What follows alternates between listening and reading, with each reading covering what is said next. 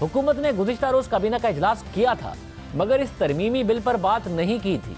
फिर गैर रिवायती तौर पर कौमी असम्बली का इजलास चंद घंटे के नोटिस पर बुलाया गया, जिस पर अराकीन असम्बली ने एतराज़ भी किया और असम्बली के सेशन में अपोजिशन अराकीन ने सवाल उठाया कि जल्दबाजी की वजह समझ नहीं आ रही। इस पर डिप्टी स्पीकर ने यकीन दहानी कराई कि आइंदा ऐसा नहीं होगा।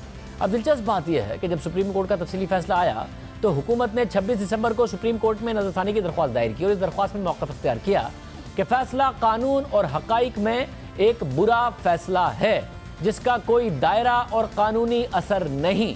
फैसले में इस नोयत की खामियां मौजूद हैं। एहतराम के साथ इस बात की निशानदेही की जाती है कि सुप्रीम कोर्ट के फैसले ने आइन और कानून की अहम शिकों को नज़रअंदाज किया है। साथ ही फैसले ने अहम हक़ाइक़ को भी मुकम्मल तौर पर नज़रअंदाज किया है। हुकूमत ने यह अपील की थी कि सुप्रीम कोर्ट को इस मामले में मुदाखलत नहीं करनी चाहिए थी। अदालत का कोई किरदार नहीं कि वो एक अरसे दराज से चलने वाले तस्लीम शुदा कन्वेंशन और हुकूमती पॉलिसी को अपसेट करे। इस मामले में कानून का फलसफा बिल्कुल मुख्तलिफ है।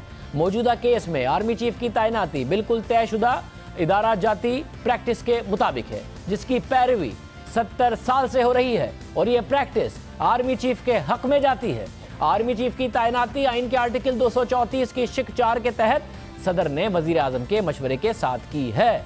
आर्मी चीफ के लिए तमाम कवायद और ज़वाबित का तयन सदर ने वजीर आजम के मशवरे पर किया है, जिसमें मुदाखलत नहीं की जा सकती और ऐसा करते हुए कानून और किसी रूल की खिलाफ वर्जी नहीं की गई है और ना ही फैसले में ऐसी खिलाफ वर्जी की निशानदेही की गई है। नजरसानी अपील में हुकूमत ने मौक़िफ़ इख्तियार किया कि जहां कानून खामोश है वहां कन्वेंशंस को यानी रिवायात को बाइंडिंग अथॉरिटी की हैसियत मिल जाती है। अगर पार्लियामेंट ने गुज़िश्ता 70 सालों से खुली आंखों के साथ इस हवाले से कानून साजी ना करने का रास्ता इख्तियार किया और ये मामला कन्वेंशंस और इदारा जाती प्रैक्टिस पर छोड़ दिया तो ये खुद एक अहम निशानी है कि पार्लियामेंट और अवामी नुमाइंदों ने कानून साजी ना करने की अपनी मंशा का इस्तेमाल कर लिया है।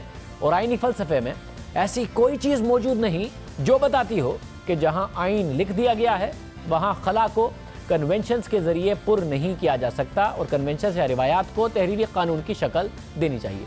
इस फैसले के ज़रिए सुप्रीम कोर्ट ने एग्जीक्यूटिव के काम में मुदाखलत की है।